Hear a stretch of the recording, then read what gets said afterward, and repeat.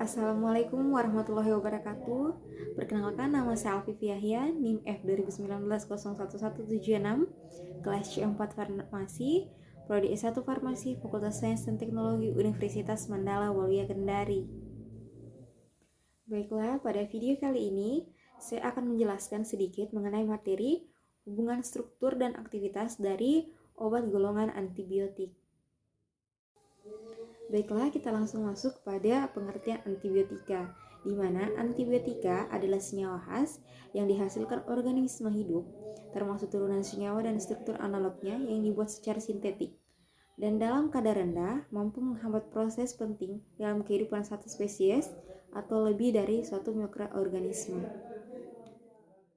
Selanjutnya mengenai sumber antibiotika, dapat dilihat untuk mendapatkan antibiotika dapat diambil dari sumber Acetomitsetales 58,2%, jamur 18,1%, tanaman tinggi 12,1%, Eubacteriales atau bacilli sebanyak 7,7%, hewan 1,8%, Pseudomonales 1,2%, dan ganggang atau lumut 0,9%. Untuk pengelompokan antibiotika sendiri, yang pertama dibagi atas 3. Yang pertama berdasarkan spektrum aktivitas, berdasarkan tempat kerja, dan berdasarkan struktur kimianya. Yang pertama kita akan membahas mengenai berdasarkan pengelompokan mengenai spektrum aktivitas. Pertama, antibiotika dengan spektrum luas efektif baik terhadap gram positif dan gram negatif. Yang kedua, antibiotik yang aktivitasnya lebih dominan terhadap bakteri gram positif. Yang ketiga, antibiotika yang aktivitasnya lebih dominan terhadap bakteri gram negatif.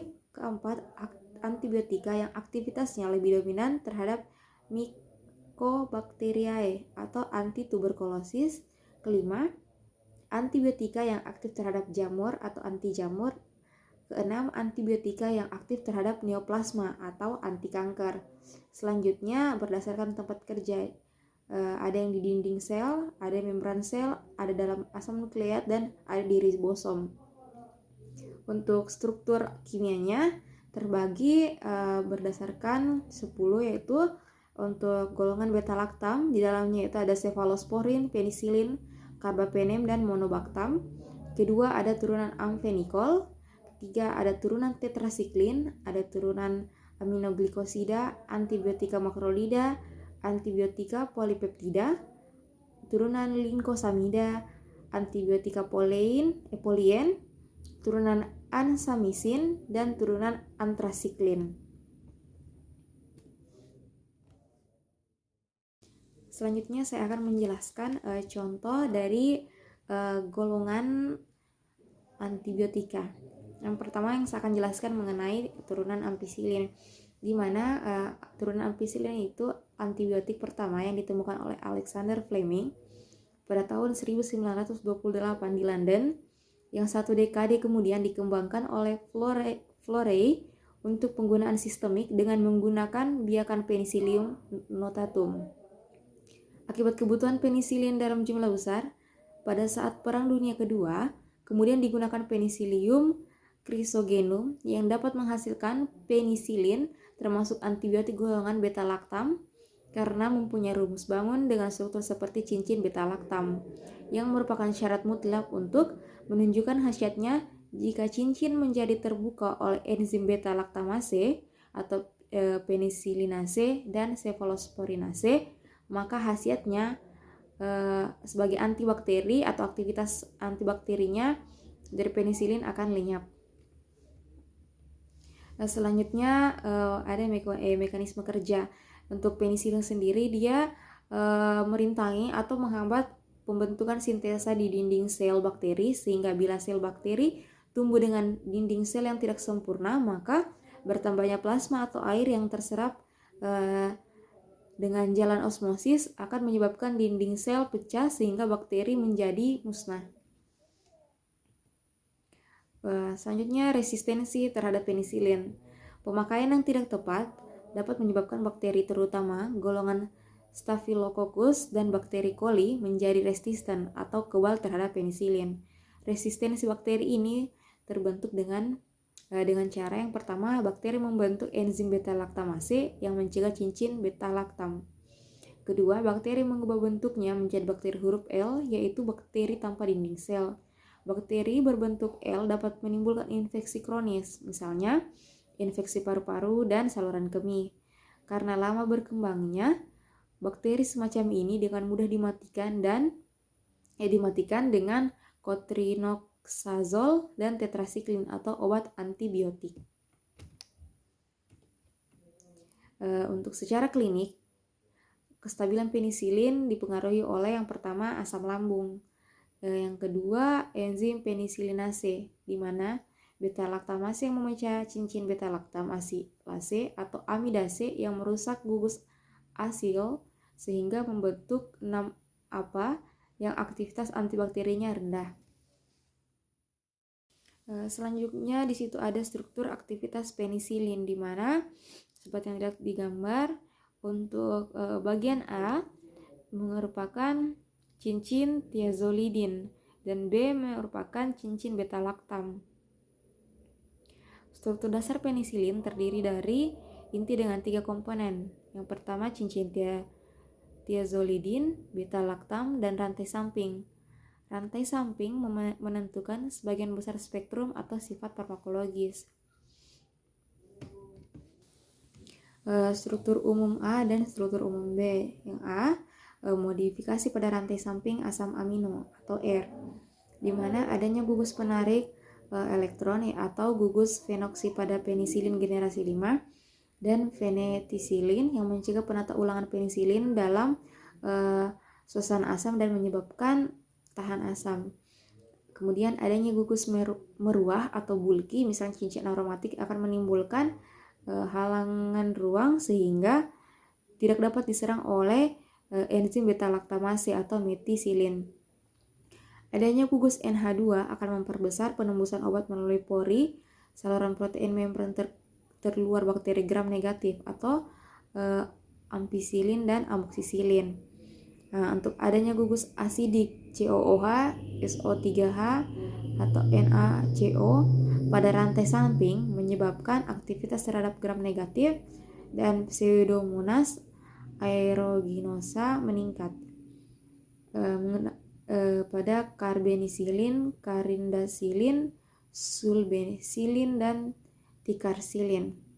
Untuk B, modifikasi pada R akan membentuk praobat dengan cara membentuk garam, menutupi gugus amino bebas seperti ampicillin, dan membentuk gugus amida yang akan diuraikan kembali pada in vivo atau piperacillin, azlosilin, meslocillin, dan apalsilin.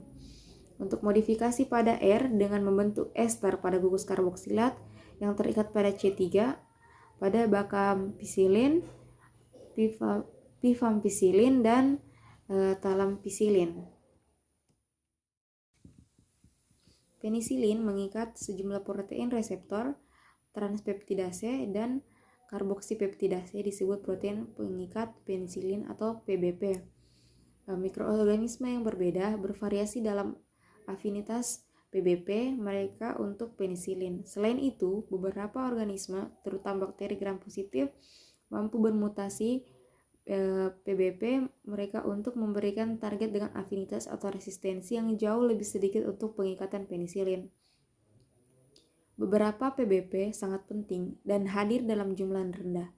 PBP lainnya tidak penting dan dengan demikian adalah target yang kurang diinginkan untuk antibiotik.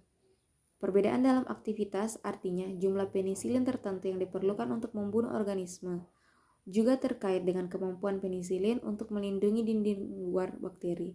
Ini biasanya tergantung pada sifat muatan molekul dan afinitas itu penisilin untuk PBP yang terlibat dalam biosintesis dinding sel. Nah, selanjutnya seperti yang terlihat dari gambar, di mana bagian glikan berulang dari matriks peptidoglikan ditunjukkan dengan N unit, terdiri dari sakarida N-asetilmuramad ditambah N-asetilglukosamin yang terhubung melalui B1 4 link dan dengan laktil dan pentapeptida terpasang seperti yang ditunjukkan. Di sini selanjutnya kita membahas mengenai contoh obat dari golongan penisilin, di mana saya menyajikan contoh yaitu mengenai obat amoxicillin, di mana amoxicillin mempunyai mekanisme kerja. Yang pertama, dia itu menghambat pertumbuhan bakteri yang menyebabkan infeksi di organ paru-paru, di saluran kemih, kulit, serta di bagian telinga, hidung, dan tenggorokan. Untuk efek sampingnya sendiri ada mual, muntah, sakit kepala, muncul ruam pada kulit, dan diare. Untuk dosis secara umum diberikan pada orang dewasa adalah 250-500 mg 3 kali sehari atau 500-875 mg 2 kali sehari. Selanjutnya saya akan menjelaskan antibiotik golongan kedua, yaitu golongan makrolida, di mana makrolida merupakan suatu kelompok senyawa yang berhubungan erat dengan ciri memiliki satu cincin lakton, biasanya terdiri dari 14 atau 16 atom, di mana dia terikat dengan gula-gula deoksi. Antibiotika golongan makrolida yang pertama ditemukan adalah pikromycin yang diisolasi pada tahun 1950. Makrolida merupakan salah satu golongan obat antimikroba yang menghambat sintesis protein mikroba. Kerja dari makrolida ini adalah berikatan pada ribosom subunit 50S dan mencegah pemanjangan rantai peptida. Mekanisme kerja untuk golongan makrolida menghambat sintesis protein bakteri pada ribosomnya dengan jalan berikatan secara reversibel dengan ribosom subunit 50S. Sintesis protein terhambat karena reaksi-reaksi translokasi aminoasil dan hambatan pembentuk awal, sehingga pemanjangan rantai peptida tidak berjalan. Mekanisme kerja makrolida selain terikat di lokasi P dari RNA ribosom 50S, juga memblokir aksi dari enzim peptidyl transferase. Untuk selanjutnya di sini kita lihat disajikan mengenai struktur makrolida. Untuk struktur makrolida ini terdiri atas cincin lakton yang sangat besar, biasanya mengandung 12-17 atom, memiliki gugus keton, 1 atau 2 gula amin seperti glikosida yang berhubungan dengan cincin lakton, mempunyai gula netral yang berhubungan dengan gula amino atau pada cincin lakton, serta memiliki gugus dimetil amino pada residu gula yang menyebabkan sifat basis dari senyawa dan kemungkinan untuk dibuat bentuk garamnya. Untuk struktur aktivitas makrolida, gugus diamin NCH32 pada antibiotik makrolida harus tetap dipertahankan karena gugus tersebut yang akan berikatan dengan situs spesifik pada ribosom bakteri. Sementara struktur besar yang lainnya menghalangi pembentukan ikatan peptida protein. Untuk eritromycin dengan gugus NCH3O2 yang ingin menambatkan dirinya menuju situs spesifik subunit ribosom 50S menunjukkan pentingnya gugus NCH3 pada antibiotik jenis ini atau jenis makrolida. Untuk selanjutnya saya akan menjelaskan tentang contoh obat golongan makrolida. Di sini saya mengambil contoh eritromycin, di mana untuk mekanisme kerjanya eritromycin merupakan obat golongan antibiotik yang bekerja dengan menghambat pertumbuhan dan membunuh bakteri penyebab infeksi. Untuk efek samping kurang lebih hampir sama. Yang membedakan dia di sini adalah adanya efek kehilangan nafsu makan dan gangguan lambung seperti nyeri, kram, dan kembung. Efek lainnya itu diare dan mual. Untuk dosis, secara umum dosis obat eritromycin bagi orang dewasa dan anak di atas 8 tahun adalah 250-500 mg tiap 6 jam atau 0,5-1 gram tiap 12 jam. Pada pasien dengan kondisi infeksi berat, maka dosisnya dapat dinaikkan sampai 4 gram per hari. Untuk anak yang berusia di bawah 2 tahun dapat diberikan eritromycin dengan dosis sebanyak 125 mg tiap 6 jam, sedangkan dosis untuk anak usia 2-8 tahun adalah 250 mg tiap 6 jam.